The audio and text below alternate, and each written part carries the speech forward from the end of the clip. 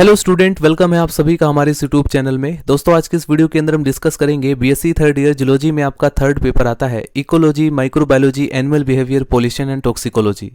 दोस्तों, इस सेमेस्टर से हमने स्टार्ट किया था फर्स्ट यूनिट इकोलॉजी, जिसके ऊपर मैं 10 वीडियोस ऑलरेडी अपलोड कर चुका हूं। अगर आप उन वीडियोस को देखना चाहते हैं तो डिस्क्रिप्शन बॉक्स में आपको लिंक मिल जाएगा, या फिर आप चैनल के अंदर जाएंगे, आपको एक अलग से प्लेलिस्ट मिल जाएगा। आज के इस वीडियो के अंदर हम डिस्कस करेंगे इकोलॉजी का वीडियो नंबर 11, जिसमें आज हम कवर करेंगे एक most important topic, concept of limiting factor.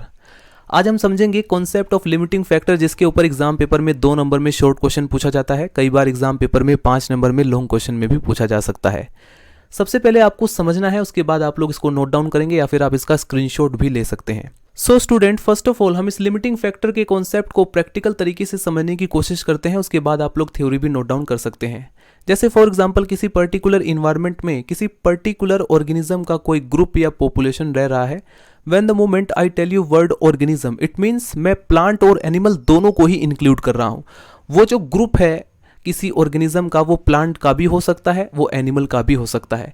अगर वो किसी पर्टिकुलर इन्वायरमेंट में रह रहा है तो वो उस इन्वायरमेंट से इंटरेक्ट करेगा, यानी कि वो जो इन्वायरमेंट है वो उस पॉपुलेशन, उस पर्टिकुलर पॉपुलेशन की ग्रोथ को अफेक्ट करता है, और यही अफेक्ट है लिमिटिंग फैक्टर। इस पॉइंट को मैं इस प्रकार से भी कह सकता हूं कि किसी भी ऑर्गेनिज्म की जो ग्रोथ होती है, चाहे वो प्लांट हो या एनिमल हो, वो डिपेंड करती है उस इन्वायरमेंट पे प्रेजेंट न्यूट्रिएंट पर, यानी कि वहां पर कितनी न्यूट्रिएंट की मात्रा अवेलेबल है। तो यहां पर लिमिटिंग फैक्टर का क्या पॉइंट है, अब जो भी न्यूट्रिएंट बहुत कम मात्रा में प्रेजेंट है, जो भी न्यूट्रिएंट या जो भी मिनरल्स या सॉल्ट बहुत ही कम मात्रा में प्रेजेंट है, वही आकर के एक लिमिटिंग फैक्टर बन जाता है, वही पूरी ग्रोथ को अफेक्ट करता है, राइट। वो जो ऑर्गेनिज्म की पॉपुलेशन की ग्रोथ है वो उसी पर डिपेंड करती है, वो जो सबसे कम या मिनिमम अमाउंट में प्रेजेंट है। इसी पर 3 नियम दिए गए हैं, राइट। इसको और भी बेहतर तरीके से कहा जाए, the factor which reduce the potential growth of organism, यानी एक ऐसा फैक्टर जो कि किसी भी ऑर्गेनिज्म की पोटेंशियल ग्रोथ को रिड्यूस करता है, वही एक लिमिटिंग फैक्टर बन जाता है। पोटेंशियल ग्रोथ का मतलब जिस दर से कोई जीव वृद्धि कर रहा है उसे कहा जाता है पोटेंशियल ग्रोथ। अब ये जो कॉन्सेप्ट ऑफ लिमिटिंग फैक्टर है, इस पर 3 नियम दिए गए हैं, 3 लॉज हम पढ़ेंगे। पहला नियम है लिबिक लॉ ऑफ मिनिमम, दूसरा नियम है Blackman law of limiting factor, तीसरा नियम है Shelford law of tolerance. So student, पहला जो नियम है लिबिक्स लॉ ऑफ मिनिमम, ये क्या स्टेटमेंट देता है, according to this law the growth of any plant depend upon those factor और nutrient which are present in minimum amount. किसी भी प्लांट की जो ग्रोथ होती है वो उस फैक्टर या उस न्यूट्रिएंट पर डिपेंड करती है जो कि बहुत मिनिमम अमाउंट में प्रेजेंट है। जैसे फॉर एग्जांपल इस नियम को हम एक गमले की मदद से समझते हैं। अब जैसे एक गमला है, उसके अंदर सोइल भरा हुआ है और उस सोइल में एक पौधा है। अब उस सोइल के अंदर वो सभी के सभी न्यूट्रिएंट्स, मिनरल सॉल्ट्स मौजूद हैं जो उस प्लांट को चाहिए। जैसे for example potassium ion, sodium ion, chlorine ion या वाटर का मॉलिक्यूल H2O भी उसके अंदर प्रेजेंट है। लेकिन अब यहाँ पर जो मैग्नीशियम है जो कि प्लांट के लिए रिक्वायर्ड है, वो बहुत ही मिनिमम अमाउंट में प्रेजेंट है। तो यहाँ पर क्या होगा, अब ये सारी चीज़ें यानी कि सभी के सभी न्यूट्रिएंट प्रेजेंट है, लेकिन वो जो मैग्नीशियम है वो बहुत ही कम अमाउंट में प्रेजेंट है, तो वो उस प्लांट की ग्रोथ के लिए एक लिमिट क्रिएट कर देता है, वो एक तरीके से लिमिटिंग फैक्टर बन जाता है। इसी पॉइंट को समझाने के लिए जो लिबिक साइंटिस्ट हैं उन्होंने बैरल का एक एग्जाम्पल लिया। अब जैसे फॉर एग्जाम्पल यहाँ पर आप लोग देख रहे होंगे बैरल। अब इस बैरल में पानी भरा हुआ है, अगर आप ध्यान से देखें तो इस बैरल में अनइक्वल स्टेप्स आपको दिखाई दे रहे होंगे, कोई छोटा है कोई बड़ा है, राइट। अब जो सबसे छोटा स्टेप्स आपको दिखाई दे रहा है वहीं तक पानी आपको भरा हुआ मिलेगा, राइट। अगर वो स्टेप्स थोड़ा और बड़ा होता यानी कि पानी जो है वो और भी ज़्यादा होता। अब यहाँ पर सारे स्टेप्स प्रेजेंट हैं लेकिन एक स्टेप्स छोटा हो गया, इसी की वजह से पानी का जो लेवल है वो उतना ही है, राइट। तो यहाँ पर क्या हुआ, वो जो सबसे छोटा स्टेप्स है वो एक लिमिटिंग फैक्टर बन गया, राइट। ठीक इसी प्रकार से यहाँ पर समझाया गया है कि जो गमले के अंदर मैग्नीशियम, जो सोइल के अंदर मैग्नीशियम आयन की कमी की वजह से उस प्लांट की जो ग्रोथ है उसकी एक लिमिटेशन बन गई। तो यही नियम दिया था लिबिक्स लॉ ऑफ मिनिमम। इन्होंने सिंपली कहा the growth of any plant depend upon those nutrient और factor which are present in minimum amount, right. इसके बाद आता है number 2 law, Blackman's law of limiting factor. इस लॉ के according a process that depend on multiple factor, यानी एक ऐसा प्रोसेस जो कि मल्टीपल फैक्टर पर डिपेंड करता है, will be limited by the slowest factor. वो जो है स्लोएस्ट फैक्टर पर लिमिट करेगा, उसकी जो लिमिटेशन है वो उस पर डिपेंड करेगा जो कि स्लोवेस्ट है। अब जैसे फॉर एग्जांपल के साथ मैं आपको समझाता हूँ। प्रोसेस यानी मान लीजिए फोटोसिंथेसिस, फोटोसिंथेसिस भी प्लांट में होने वाला एक प्रोसेस है। अब इस प्रोसेस में हमें सिंपली पता है कि हमें क्या क्या रिक्वायरमेंट होते हैं, कौन कौन से फैक्टर की हमें ज़रूरत है, जैसे कि लाइट, सनलाइट चाहिए, कार्बन डाइऑक्साइड चाहिए, वाटर के मॉलिक्यूल चाहिए। अगर ये तीनों चीज़ें अवेलेबल है तो फोटोसिंथेसिस होना स्टार्ट हो जाता है, राइट। अब यहाँ पर मान लीजिए कि बहुत तेज़ गर्मी है, ठीक है, मई जून का महीना है, बहुत ज़्यादा गर्मी है, ट्रांसपिरेशन का प्रोसेस रुक जाता है। तो इस कंडीशन में जो स्टोमेटा होते हैं वो बंद हो जाते हैं। अगर स्टोमेटा बंद होंगे तो CO2 का जो इनटेक है, जो कार्बन डाइऑक्साइड का इनटेक है प्लांट के अंदर, वो रुक जाएगा। अगर वो रुकेगा तो पूरी फोटोसिंथेसिस का जो प्रोसेस है वो स्लो हो जाएगा। तो यहाँ पर ये जो पूरा प्रोसेस है ये मल्टीपल फैक्टर पर डिपेंड कर रहा है। कौन कौन से मल्टीपल फैक्टर, यानी बहुत सारे फैक्टर, जैसे कि लाइट, कार्बन डाइऑक्साइड, वाटर। तो ये एक ऐसा प्रोसेस है जो मल्टीपल फैक्टर पर डिपेंड कर रहा है। अब इसमें से एक फैक्टर भी अगर कम पड़ जाए तो पूरा प्रोसेस स्लो हो जाएगा। यही बात समझाने की कोशिश की है ब्लैकमैन्स, जिन्होंने अपना नियम दिया, Blackman's law of limiting factor. A process that depend on the multiple factor will be limited by the slowest factor। इन्होंने फोटोसिंथेसिस का एग्जाम्पल दिया। इसके बाद आता है नंबर 3rd लॉ, जो कि है Shelford law of tolerance. According to this law organism are expose to a variety of environmental factor. उन्होंने कहा कि जो ऑर्गेनिज्म है, चाहे वो प्लांट हो या एनिमल हो, वो अलग अलग तरह के इन्वायरमेंटल फैक्टर में, जैसे कि लाइट है, टेम्परेचर है, न्यूट्रिएंट है, उनमें बिल्कुल एक्सपोज कंडीशन में प्रेजेंट है, right. Each organism survive well only at a particular range of intensity of the factor. उन्होंने कहा कि जितने भी फैक्टर हैं उनकी एक पर्टिकुलर रेंज है। अब जैसे फॉर एग्जांपल हम लोग ह्यूमन है, हम लोग एक पर्टिकुलर रेंज के टेम्परेचर को ही बर्दाश्त कर सकते हैं। अब जैसे अगर बहुत ज़्यादा टेम्परेचर गिर गया तो बहुत ज़्यादा सर्दी हो जाएगी, तो कई लोगों की सर्दियों से जान चली जाती है, यानी उस सर्दी को वो टॉलरेट नहीं कर पाते और उनकी जानें चली जाती हैं। अगर बहुत ज़्यादा गर्मी बढ़ जाए और बढ़ती चली जाए तो इससे क्या होगा, टेम्परेचर बहुत ज़्यादा हो जाएगा। अब ज़्यादा गर्मी के कारण भी आदमी की मौत हो जाएगी। यानी कि हम लोग एक ऑप्टिमम टेम्परेचर ही बर्दाश्त कर सकते हैं, टॉलरेट कर सकते हैं। तो ये जो इन्वायरमेंटल फैक्टर का एक पर्टिकुलर रेंज है, इसी रेंज को कहा जाता है tolerance, right. It is called tolerance. यानी कि हम एक पर्टिकुलर रेंज के फैक्टर को ही बर्दाश्त कर सकते हैं। चाहे अगर हम एग्जांपल ले टेम्परेचर का, तो हम एक पर्टिकुलर टेम्परेचर पर ही जिंदा रह सकते हैं। अगर बहुत ज़्यादा टेम्परेचर बढ़ा दिया जाए तो भी हम मर जाएंगे, और बहुत ज़्यादा घटा दिया जाए तो भी हम मर जाएंगे, राइट। तो इस प्रकार से जितने भी इन्वायरमेंटल फैक्टर हैं उनके 2 जोन्स होते हैं। एक होता है जोन ऑफ टॉलरेंस, एक होता है जोन ऑफ इनटॉलरेंस।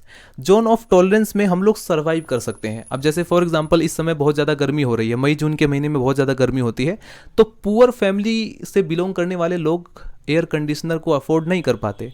तो इसका मतलब ये थोड़ी ना है कि वो गर्मी से मर जाते हैं, वो उस चीज़ को टॉलरेट कर पाते हैं। लेकिन हाँ, यदि उस गर्मी को बढ़ाते ही चले जाए, यानी और भी ज़्यादा होते चले जाए तो वो मर जाएंगे, राइट। ठीक इसी प्रकार से अब जितने भी लोग रिच फैमिली से बिलोंग करते हैं, वो लोग इस गर्मी से बचने के लिए एयर कंडीशनर लगा लेते हैं, यानी कि वो अपने ऑप्टिमम टेम्परेचर, जिस पर वो काफ़ी कूल अपने आप को महसूस करें, यानी जो रिक्वायर्ड है उस टेम्परेचर पर वो लोग रहते हैं। तो यहाँ पर दोनों में डिफरेंस है, राइट। तो स्टूडेंट, एक तो होता है बर्दाश्त करके जीना, यानी कि बहुत ज़्यादा गर्मी है लेकिन आप लोग एयर कंडीशनर अफोर्ड नहीं कर सकते, तो आप उस टेम्परेचर से मर नहीं जाएंगे, आप लोग उसे बर्दाश्त करते हैं। एक होता है कंफर्ट जोन में जीना, उसे कहा जाता है ऑप्टिमम रेंज, यानी कि आपने एक एयर कंडीशनर मंगा लिया जिससे कि आपका वो जो टेम्परेचर है वो बैलेंस हो सके, राइट। तो रिच आदमी क्या करता है, अब जो आदमी अमीर है वो एयर कंडीशनर अफोर्ड कर लेता है, तो इससे क्या होगा, वो अपने कंफर्ट जोन में जिंदगी को जीता है। अब दूसरी तरफ वहीं पुअर फैमिली से बिलोंग करता है जो आदमी, वो एयर कंडीशनर अफोर्ड नहीं कर पाता, तो वो क्या करेगा, वो बर्दाश्त करता है, टॉलरेट करता है। लेकिन जैसे ही टेम्परेचर को और भी बढ़ा दिया जाए तो वो आदमी मर जाएगा। तो हम एक पर्टिकुलर रेंज के टेम्परेचर को ही बर्दाश्त कर सकते हैं। और इसी तरह से और भी कई सारे फैक्टर हैं, टेम्परेचर ही नहीं है, और भी कई सारे फैक्टर्स हैं, सलाइनिटी है, मतलब अलग अलग ऑर्गेनिज्म के लिए अलग अलग तरह के फैक्टर्स हैं, और इन्हीं फैक्टर पर शेफर्ड ने अपना नियम दिया था, राइट। सो स्टूडेंट, अब आप लोग थ्योरी वाले पोर्शन को भी नोट डाउन करेंगे। ऑल लिविंग ऑर्गेनिज्म, जितने भी जीवित ऑर्गेनिज्म है, प्लांट और animal, have a range of tolerance for every environmental factor such as temperature, humidity और salt content of the aquatic environment. यानी हर एनिमल की एक रेंज ऑफ टॉलरेंस होती है, बर्दाश्त करने की एक रेंज होती है हर इन्वायरमेंटल फैक्टर को, चाहे वो टेम्परेचर हो, ह्यूमिडिटी हो या सॉल्ट कंटेंट हो एक्वेटिक इन्वायरमेंट के अंदर, right. If an environmental factor exceed the maximum tolerable level or it's come down to the minimum tolerance in a given area, it becomes a limiting factor, वो क्या बन जाता है, limiting factor बन जाता है। Then prevents the distribution of particular animal और animal group in that area.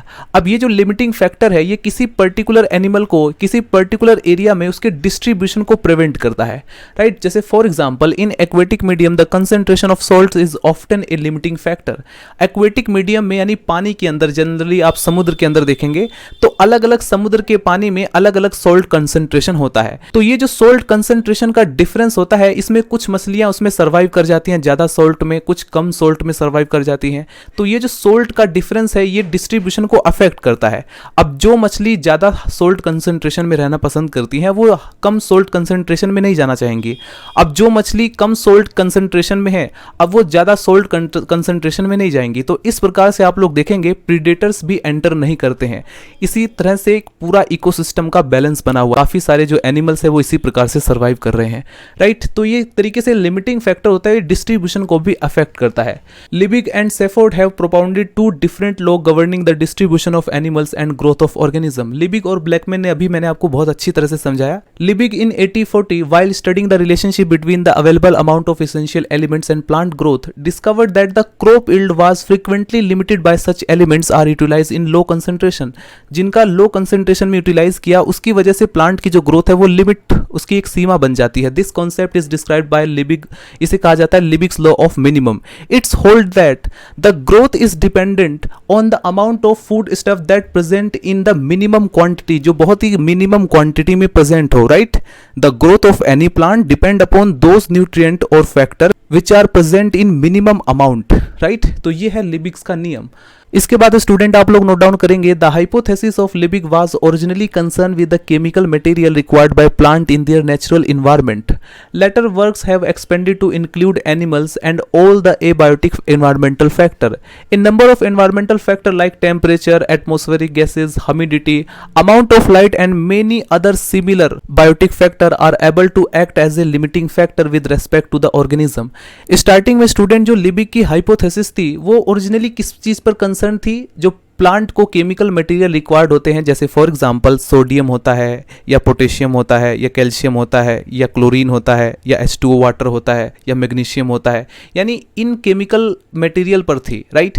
बाद में इन्होंने देखा कि लगभग टेम्परेचर और भी कई सारे ऐसे इन्वायरमेंटल फैक्टर है, जैसे लाइट होता है, टेम्परेचर होता है, एटमॉस्फेरिक गैसेस होते हैं, ह्यूमिडिटी होती है। इन अगर ये चीज़ें भी ना मौजूद हो तो भी एनिमल की ग्रोथ अफेक्ट होती है, यानी कि ये भी लिमिटिंग फैक्टर बनते हैं। और इन्होंने एनिमल्स पर भी वही चीज़ें लागू की। स्टार्टिंग में इन्होंने देखा कि ये सब प्लांट में इन्होंने डिस्कवर किया था। इनका जो हाइपोथेसिस था ओरिजिनली किस पर कंसर्न कर रहा था, प्लांट पर। बाद में इन्होंने एनिमल्स को भी इंक्लूड किया।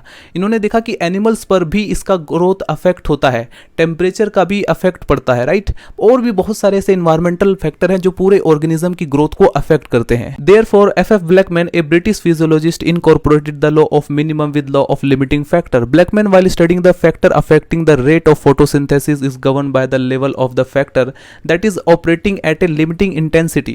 उन्होंने स्पेशली देखा कि फोटोसिंथेसिस जो प्रोसेस होता है उसमें कई सारे मल्टीपल फैक्टर्स पार्टिसिपेट करते हैं, जैसे कि लाइट होता है, कार्बन डाइऑक्साइड होता है, वाटर होता है। अब इनमें से अगर एक फैक्टर भी कम पड़ जाए, यानी कि अगर स्टोमेटा बंद होने की वजह से CO2 का जो इनटेक है वो रुक जाए या फिर वाटर की अवेलेबिलिटी ना हो, तो इसमें क्या होगा बेसिकली, इसमें बेसिकली ये होगा कि फोटोसिंथेसिस का जो रेट है वो स्लो हो जाएगा। तो उन्होंने देखा कि अगर कोई प्रोसेस मल्टीपल फैक्टर पर डिपेंड है तो वहाँ पर कोई एक फैक्टर लिमिटिंग फैक्टर की तरह बन जाता है, राइट। तो उन्होंने इस नियम को सपोर्ट किया, इस लिमिटिंग फैक्टर को F.F. ब्लैकमैन ने सपोर्ट किया। इसके बाद स्टूडेंट जो तीसरा नियम दिया गया वो सेफर्ट्स के द्वारा दिया गया। इन्होंने दिया law of tolerance. It is observed that the amount of a substance below or above certain limits prove to be the harmful to the organism. For example, carbon dioxide increase the rate of plant growth, right? Carbon dioxide जो होता है वो plant की growth को increase कर सकता है। Small increase in its concentration increase the rate of photosynthesis in green plant, but when it increase considerable, it becomes a toxic. वो उसके लिए toxic बन जाएगा। Similarly, इसी तरह से small addition of arsenic to human diet has a tonic effect. अगर आप स्मॉल एडिशन करते हैं आर्सेनिक अपनी डाइट में तो वो आपके लिए टॉनिक इफेक्ट होता है, बट फर्दर इंक्रीज, लेकिन अगर आप इसको इंक्रीज करेंगे तो वो आपके लिए टॉक्सिक हो जाएगा। तो इस प्रकार से उन्होंने लॉ ऑफ टॉलरेंस दिया। The range between the critical minimum and critical maximum is is known as the limit of tolerance, right. Limit of tolerance क्या है? The range between the critical minimum and critical maximum is known as the limit of tolerance. अगर आप critical minimum से नीचे जाएंगे तो भी आप मर जाएंगे, अगर आप क्रिटिकल मैक्सिमम के पार जाएंगे यानी मैक्सिमम से भी अगर ज़्यादा पहुंच जाएंगे तो भी आप मर जाएंगे, राइट। यानी कि हर ऑर्गेनिज्म का ये अलग अलग होता है। ह्यूमन का टेम्परेचर को टॉलरेट करने का अलग है। अगर आप किसी दूसरे ऑर्गेनिज्म को देखो, अब जैसे पोलर रीजन में बियर रहते हैं, बहुत सारे भालू रहते हैं, वो बहुत ही लो टेम्परेचर को काफ़ी आसानी से सर्वाइव कर जाते हैं, लेकिन ह्यूमन के लिए वहाँ पर सर्वाइव करना आसान नहीं होगा। तो इन्हीं बेसिस पर हर ऑर्गेनिज्म का जो टॉलरेंस लेवल होता है वो अलग अलग होता है, राइट। तो आज के इस वीडियो के अंदर हमने डिस्कस किया कॉन्सेप्ट ऑफ लिमिटिंग फैक्टर, जिसके अंदर हमने 3 लॉज को पढ़े, राइट। उम्मीद है आपका ये कॉन्सेप्ट क्लियर हुआ हो। अगर आपका कोई भी डाउट हो तो आप लोग कमेंट सेक्शन में कमेंट करके पूछ सकते हैं स्टूडेंट। बाकी आप लोगों को, अगर आपने वीडियो अच्छे से देखा है, अच्छे से समझ लिया है, तो आप लोगों को बुक्स से भी काफ़ी हेल्प मिल जाएगी। अगर आप इस बुक्स को आप उठाओगे तो आप लोगों को काफ़ी अच्छे से समझ में आ जाएगा। और मैं ऑलवेज आपको यही कहता हूँ, मेरे कॉन्सेप्ट पर डिपेंड ना होइए। जैसे फॉर एग्जांपल यहाँ पर मैंने जितना भी डिस्कस किया हुआ है, अब आपको क्या करना है, अपनी बुक खोलनी है, बुक के अंदर जितनी भी थ्योरी है उसको पढ़ डालो, जितना भी आप पढ़ सकते हैं उसको पढ़ो। बीएससी के स्टूडेंट हो, अगर आपके पास एमएससी की बुक है, एमएससी की बुक में प्रेजेंट है तो पढ़ो, और यदि इसके रिगार्डेड आपके पास इंटरनेट से डाटा मिलता है वहाँ से पढ़ो। I mean, आपको जो कॉन्सेप्ट है वो काफ़ी अच्छे से क्लियर होना चाहिए, राइट। मिलते हैं स्टूडेंट नेक्स्ट वीडियो में। Bye bye, Tata.